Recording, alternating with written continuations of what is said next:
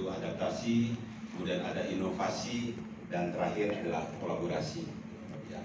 Jadi adaptasi dalam kondisi sekarang ini, ya, ada COVID-19, kita mencoba melakukan setiap kegiatan dengan mengadaptasi sebuah keadaan. Sekarang ini ada COVID-19, dalam setiap kegiatan kita harus disiplin dalam menjalankan protokoler kesehatan. Di Kemenparekraf itu ada program yang namanya CISE. Ya, kita bicara clean, kemudian health, kemudian safety, dan environmentally sustainability. Jadi kita memberikan semacam sertifikat kepada seluruh usaha di bidang pariwisata jika mereka melakukan usahanya dengan memperhatikan prosedur protokoler kesehatan seperti itu. Jadi kita berikan kesempatan pada seluruh usaha pariwisata di seluruh Indonesia ini untuk melakukan. Jadi tugas kita bagaimana memberikan keyakinan, ya, trust kepada Wisman maupun Wisnus, karena Wisman kan sekarang tidak dibuka, ya, beberapa negara kita sangat tergantung pada negara yang lain untuk membuka. Jadi kita harus memberikan trust, memberikan kepercayaan kepada mereka jika mereka datang berkunjung ke sebuah destinasi atau daya tarik. Jadi kalau dilihatnya masyarakat maupun pengelola usaha pariwisata itu menunjukkan, ya, kedisiplinannya di dalam menjaga protokol kesehatan, maka mereka akan datang.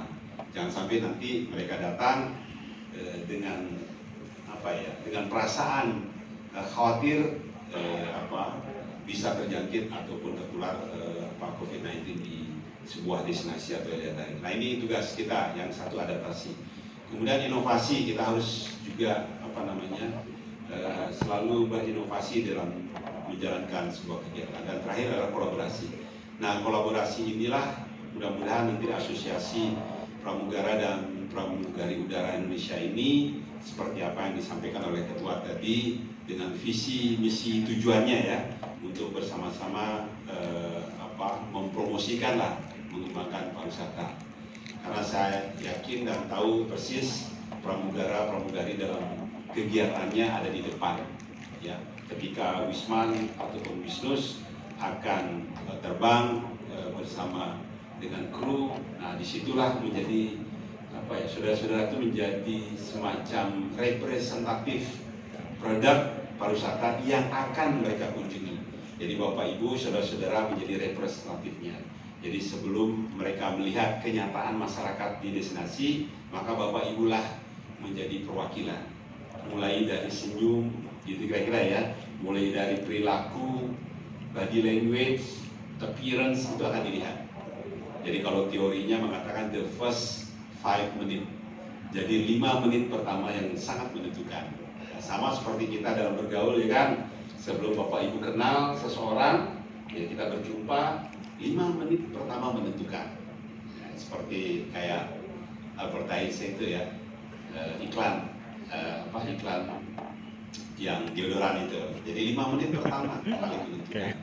Apa yang dia lihat, sama seperti kemanapun juga begitu kalau di hospitality. Ketika Anda mau masuk restoran misalnya, 5 menit pertama akan menentukan. Ya kan, sebelum masuk, yang pertama apa yang dilihat adalah appearance, fisik. Kita belum ngomong apa-apa, dia melihat, oh restoran ini begini, oh nanti ketika saya duduk, kemudian ada waiter, waitress akan menawarkan makanan, wah pasti makanannya enak, gitu kan, kira begitu, ya. Jadi apa yang kita lihat adalah fisik, baik itu dari tampak depan, Anda sebagai seorang waiter atau waitress dalam berpakaian, rambut, semuanya dilihat. Seperti itu. Sama seperti hotel juga begitu, ya kan. Jadi tampak depan, lobby menjadi sebuah appearance, ya, sebuah tampak luar yang dilihat. Begitu juga pramugari dan pramugara ketika melakukan layanan, yang dia lihat adalah pertama tampilan, appearance. Kira begitu, ya. Begitu juga sekolah-sekolah vokasi di pariwisata. Kenapa seorang dosen, guru, instruktur begitu cerewet dia melihat mahasiswa? Dilihat rambutnya, rambutnya gimana, pakaianmu gimana, greeting enggak, dan seterusnya. Nah, ini kenapa demikian? Ya karena memang seperti itu penilaian seorang tamu sebelum mereka mendapatkan layanan. Nah, ini yang kita butuhkan juga di Kemenparekraf ya, di pariwisata dan ekonomi kreatif, karena kami sekarang ini di Kemenparekraf lagi mengembangkan sebuah alternatif destinasi atau daya tarik. Kita kembangkan desa wisata, karena desa wisata bisa menawarkan sebuah alam yang terbuka, kemudian budaya ya. Jadi kita memberikan tawaran seperti itu. Oleh karena itu maka kami khusus di Deputi Sumber Daya dan Kelembagaan, kami konsentrasi di situ untuk mengembangkan desa wisata bersama-sama Deputi yang lain dan juga KL yang lain, kementerian dan lembaga yang lain. Jadi kami ada program unggulan di situ, bagaimana kami mendampingi pengelola desa wisata. Ya, banyak pengelola desa wisata yang sudah mendapatkan pelatihan. Ya, Anda tahu kan kalau pelatihan itu 2-3 hari, tidak semua peserta mendapatkan pengetahuan dan keterampilannya karena terbatasnya waktu ya kan. Jadi mereka paling berdiskusi, tugas, tanya jawab, selebihnya belum mereka dapatkan. Oleh karena itu maka ada ide program pendampingan yang lebih fokus kepada supervisi dan coaching. Itu yang kita depankan. Bagaimana mereka didampingi, disupervise, dan di-coach. Jadi satu pendamping itu bisa meng-coach 5 orang. Itu kita program kita ini saya lagi kembangkan, mudah-mudahan berhasil. Bagaimana memberikan keterampilan kepada mereka. Ya, jadi keterampilan itu kita yakini dan saya yakini itu berulang-ulang. Gitu. Jadi saya yakin ya di dunia ini tidak ada orang bodoh, gitu. Nggak ada orang bodoh, semua itu pintar, ya kan?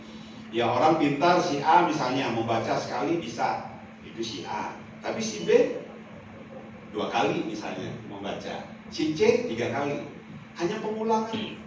Makanya saya bilang nggak ada orang bodoh. Orang pintar tuh hanya pengulangan. Ada orang mengulang sekali, ada orang mengulang 2 kali, selesai. Yang penting kedisiplinan kita. Ya, disiplin nggak? Mau nggak? Niat ada nggak? Kan gitu kira-kira ya. Maka kita latih. Nah itulah alasan kenapa program pendampingan ini kami coba lakukan dengan bekerja sama dengan komunitas seperti Bapak Ibu asosiasi. Jadi kami ada 18 komunitas yang berkaitan dengan pariwisata, kami rangkul, kami ajak bersama seperti Masata, Endekon, gitu, ASPI dan seterusnya. Jadi kami ajak bersama-sama untuk membangun desa wisata melalui program pendampingan itu. Jadi kami mintakan keterampilan atau kompetensi dari komunitas ini untuk mengirimkan anggotanya. Saya yakin Bapak Ibu di asosiasi ini punya keterampilan yang berkaitan dengan hospitality. Kami butuh itu di tourism, di travel, ya, event. Saya pikir kawan-kawan yang bergerak di bidang pramugari dan pemugaran diajarkan seperti itu ya kan. Bagaimana mulai greeting, bagaimana menawarkan sebuah produk dan seterusnya. Pastilah itu. Nah ini yang kita butuhkan agar keterampilan yang selama ini dimiliki agar bisa ditransfer ke masyarakat atau pengelola desa wisata ini. Karena kemarin kami kumpulkan 67 ya, target tahun ini itu ada 67 desa wisata, pengelolanya kita kumpulin, kita tanyakan kebutuhannya apa sih di dalam mengelola sebuah desa wisata. Mungkin Bapak Ibu punya pengalaman ke desa wisata itu, sekarang ada desa wisata yang dikelola oleh Kemendes dengan BUMDesnya. Itu ada model pengelolaan dengan BUMDes, Badan Usaha Milik Desa. Ada koperasi, ada Popdaris, macam-macam. Ini. Jadi ini unik ya, nanti Bapak Ibu nanti kalau bersama-sama dengan kami ke masyarakat jangan kaget ya. Di masyarakat itu banyak komunitas dan banyak cara.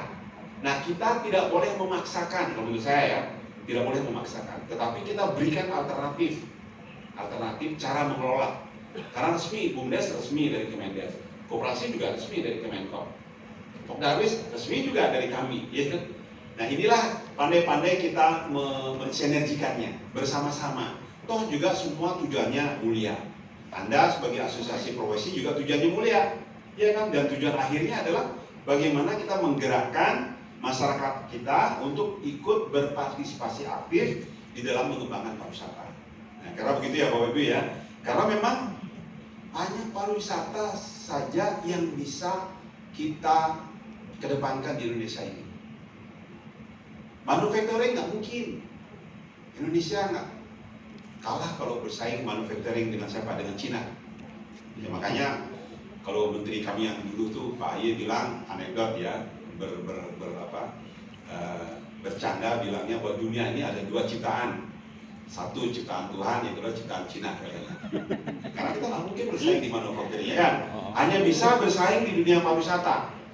Nah inilah Bapak Ibu sekali lagi asosiasi, saya mengatakan asosiasi profesi ya, walaupun komunitas di bidang pramugari dan pramugara ini yang kita tahu keterampilan hospitality-nya pasti Bapak Ibu ada. Nah itu yang pertama program kami. Ini sengaja saya menyampaikan ini agar Bapak Ibu juga dapat informasi. Nanti tolong dipikirkan bagaimana cara kita, karena kami tidak pernah akan menolak. Selama ini sampai bulan sekarang ini ya, bulan Mei, ada juga komunitas yang datang, ya kan? Maksud baik komunitas ini jangan dihentikan ya kan, menurut saya kan, ayo ikut bareng-bareng, tetapi jangan merubah kegiatan yang sudah berjalan, tapi insert saja, insert ada di mana dia, yang penting sama cara kita, gaya kita untuk membangun pariwisata di Indonesia ini. 34 provinsi bayangkan, yang karakternya berbeda-beda, beda-beda. Orang Batak, mohon maaf ya, kalau saya karakternya beda. Orang Solo beda, ya kan. Orang Jawa Tengah semua beda. Ya kami punya program yang namanya Gerakan Sadar Wisata, gitu. Sadar Wisata. Bagaimana membuat orang ikut aktif dalam membantu. Itu aja. Masih terus butuh waktu. Nah program kami yang kedua, kami sedang membuat program mengembangkan itu wirausaha. Nah ini penting menurut pandangan saya, karena kami ingin membangun desa wisata itu mandiri. Ya, mandiri artinya semua kebutuhan. Kalau wilayah itu berkembang pariwisata, kebutuhannya kan mengikuti ini kan, karena pariwisata itu adalah industri multi flyer, efeknya sangat tinggi. Pariwisata maju, maka industri yang lain itu maju. Gitu Bapak Ibu. Kalau untuk kita membuat peluang ini, ya, saya terus terang, saya latar belakang saya dosen di Bali. Jadi saya melihat peluang itu ada. Maka saya bersama keluarga buat produk yang namanya Bali Green. Mungkin Bapak Ibu ada tahu. Bali Green itu apa, produk scrub gitu ya untuk wanita. Kita peluang itu ada. Nah, cuma Bapak Ibu untuk menggerakkan masyarakat untuk berwirausaha itu perlu waktu. Banyak di antara kita, masyarakat kita ingin bekerja, ya, merubah mindset mereka untuk berwirausaha itu perlu waktu, ya. Jadi mereka lebih suka kalau bekerja, ya, mungkin pakaian bersih, tenang gitu ya. Tetapi kalau berwirausaha, saya pernah melakukan riset kecil-kecilan itu jauh lebih bagus kalau Anda serius dan disiplin, kemudian kerja keras, ya kira-kira begitu ya, jauh hasilnya lebih baik dari kita bekerja. Kira-kira begitu. Nah ini yang kita kembangkan mau di desa wisata. Saya bekerja sama dengan Telkom University dan Sahabat UMKM dan beberapa sekarang komunitas, banyak sekarang ada komunitas kok, komunitas di bidang ekonomi kreatif, wirausaha kita gandeng, kita rangkul, kita bersama-sama. Saya ingin sekali di desa itu tumbuh UMKM, pengusaha-pengusaha kecil, karena kekuatan negara kita itu terletak di UMKM ini. Ya. Jadi kalau kita, masyarakat kita mampu berwirausaha, sangat tidak tergantung dari dunia luar. Apapun kejadian dunia luar, ekspor impor, tapi kalau lokalnya kuat, wah itu keren. Ini keinginan kami di pariwisata. Dan terakhir adalah standar kompetensi. Nah ini saya tadi udah ngomong sama Mas Ludi ya. Iya betul. Saya sudah bicara tadi agar nanti di asosiasi ini tolong dibuatkan standar kompetensinya. Ini penting. Kalau Anda ingin terlibat di dalam pelatihan atau pendidikan, maka dibuatkan standar. Nah kalau Anda melihat di hospitality, di kami, di hospitality, di tourism, di travel, kita sudah punya standar. Silakan dilihat mana kira-kira unit-unit SKK ini yang sama. Itu boleh, nggak usah buat baru. Adopsi aja, kalau memang ada. Karena di situ juga ada bagaimana melayani di resepsionis ya, misalnya di hotel, di resepsionis juga ada pelayanan itu, di waiter juga ada. Terus kemudian bagaimana check in, check out itu juga ada. Kalau memang ada kesamaan, ambil aja. Ya. Nah, selebihnya silakan dibuat. Karena saya ingin di dalam pelatihan itu harus programnya, dasarnya standar.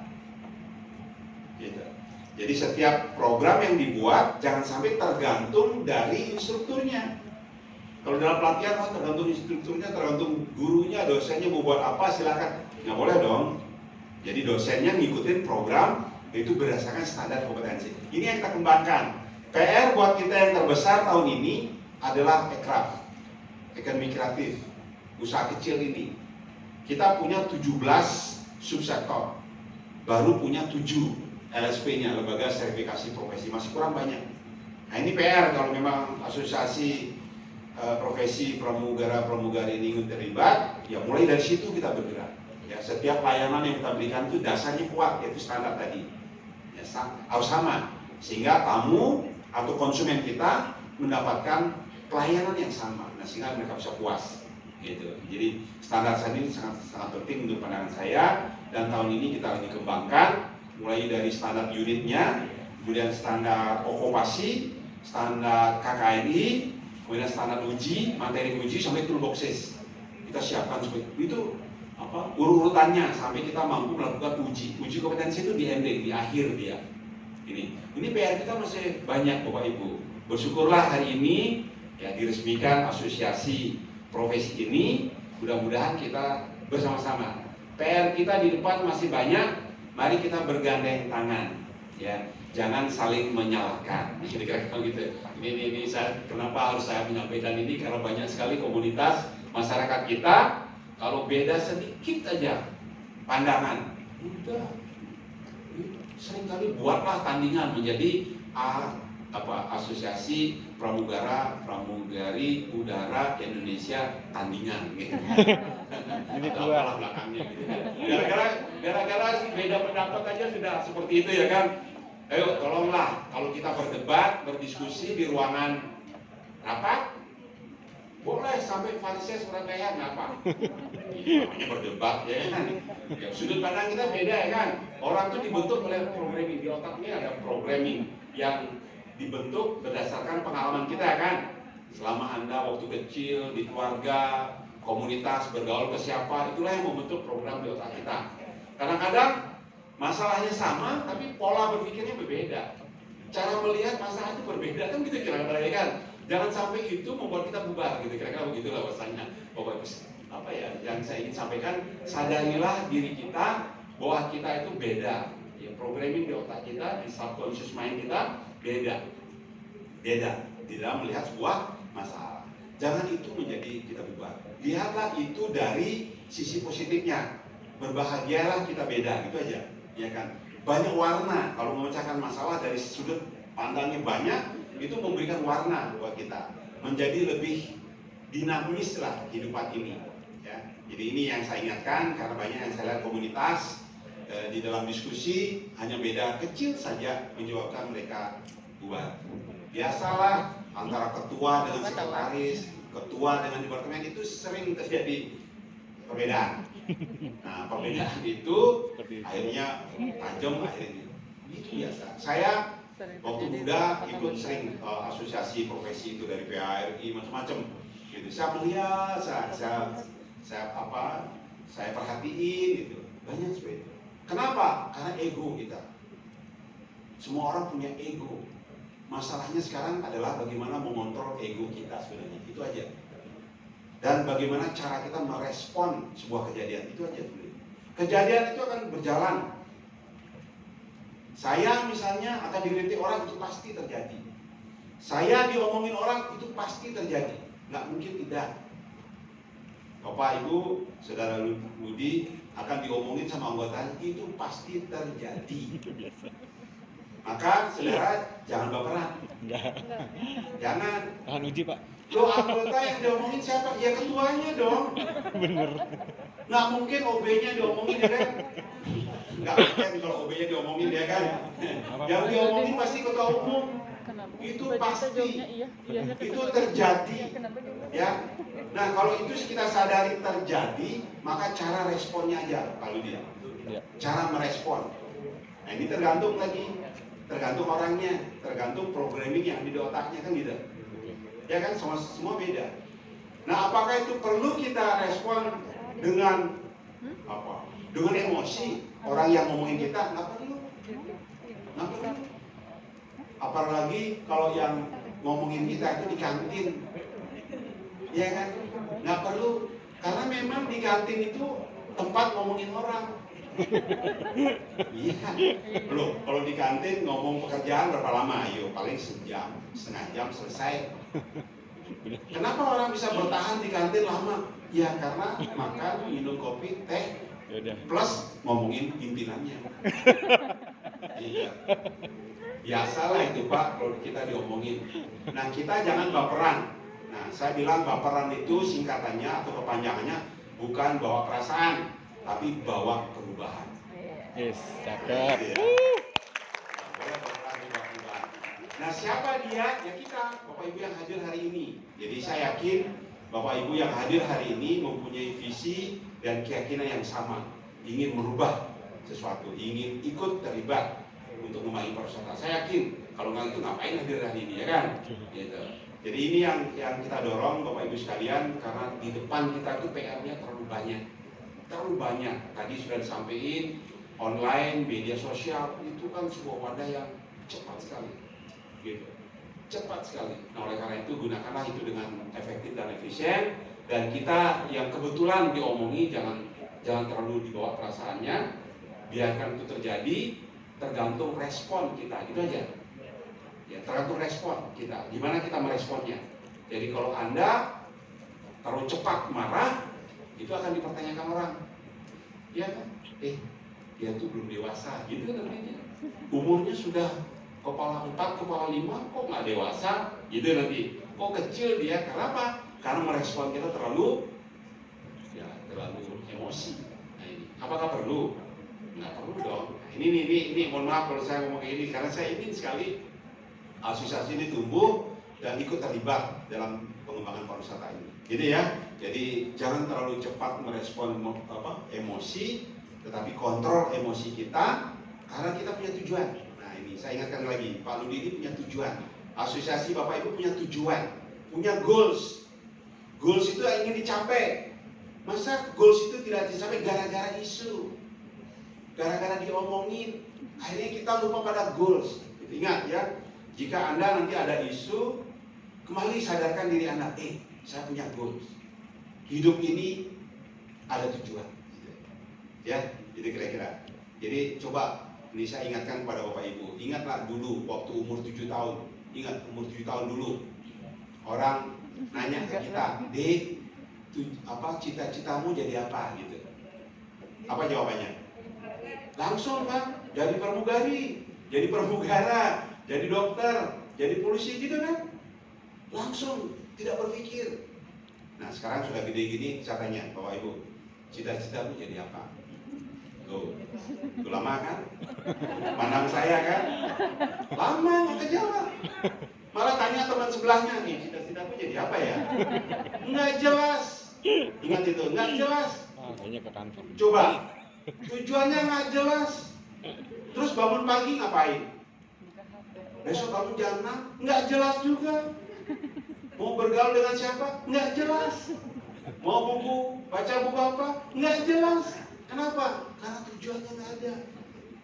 Nah ini, yuk kita sama-sama. Karena Bapak Ibu dalam ruangan ini sama tujuannya, asosiasi sama, ya tujuannya jelas ke depan. Nah oleh karena itu bangun pagi besok jelas. Besok saya bangun pagi, saya harus ke sini, saya harus ke situ dan seterusnya. Itu harus jelas. Kalau nggak jelas, kita nggak. Iya. Ditanya sama temennya naik motor mau keluar, "Mas mau kemana?" "Mau ngabisin bensin." Karena nggak jelas mau pergi kemana. Ini Bapak Ibu, kenapa saya harus ngomong begini? Saya pernah mendapatkan video orang Jepang sampai umurnya itu 104 tahun masih sehat. Kenapa dia masih sehat? Karena dia jelas tujuannya, bangun pagi jelas. Karena otak ini dia gunakan. Gitu. Jadi orang sehat adalah orang yang organ tubuhnya berfungsi. Gitu. Jadi pertanyaan buat kita adalah bagaimana cara kita organ ini difungsikan, itu aja. Panca indera difungsikan. Cara gimana? Mata tugasnya apa? Melihat, ajak dia melihat. Jangan diam aja di kamar gitu. Iya. Kaki apa tugasnya? Jalan. Ajak dia jalan. Jangan diam. Orang 1 minggu tidak berjalan itu bisa turun 20% katanya. Bisa sakit. Imunitas. Sebenarnya definisinya gampang. Orang sehat adalah semua organ tubuh berfungsi, selesai. Tanya pada diri kita bagaimana cara kita memfungsikan organ tubuh itu. Jalankan semua panca indera. Mata, melihat, hidung, mencium, semua difungsikan. Kalau itu berfungsi, maka kita sehat. Oke Bapak Ibu, itu dulu. Nanti kalau saya berdiri di sini banyak yang saya ngomong. Kalau laporan dosen ngomong dulu, ya kan? Jadi, tapi saya berharap, saya melihat wajah Bapak Ibu semangat, ya. Tolong tetap jaga semangat itu. Kalau Bapak Ibu semangat, badan ini menghasilkan hormon namanya endorfin, maka itulah yang membuat kita bahagia. Kalau kita sudah bahagia, pasti kita sehat. Jaga itu, sebarkan kebahagiaan itu pada orang lain. Saya yakin pramugari dan pramugara selalu melayani orang. Kalau kitanya sudah bahagia, bahagia itu kita sampaikan pada orang, itu hidup kita akan semakin berguna. Amin. Baik Bapak Ibu, itu dulu sementara. Terima kasih teman-teman di asosiasi. Selamat asosiasi berdiri, dan ingat tugas Anda ke depan masih cukup panjang. Jaga pertemanan, karena teman menghantarkan kita kesuksesan. Teman akan mengantarkan kita sukses ke depan. Teman akan memberikan informasi ke kita. Temanlah yang menjaga kita. Oleh karena itu, kalau teman kita salah, tidak perlu dicari kesalahannya, lupakan, berikan maaf kepada dia. Toh besok kita salah, kita akan maafkan. Terima kasih Bapak Ibu sekalian. Mudah-mudahan Tuhan Yang Maha Esa akan memberikan jalan terbaik kepada kita. Amin. Apapun yang kita laksanakan, semoga berhasil. Terima kasih. Wassalamualaikum warahmatullahi wabarakatuh. Om Santi Santi Santi Om.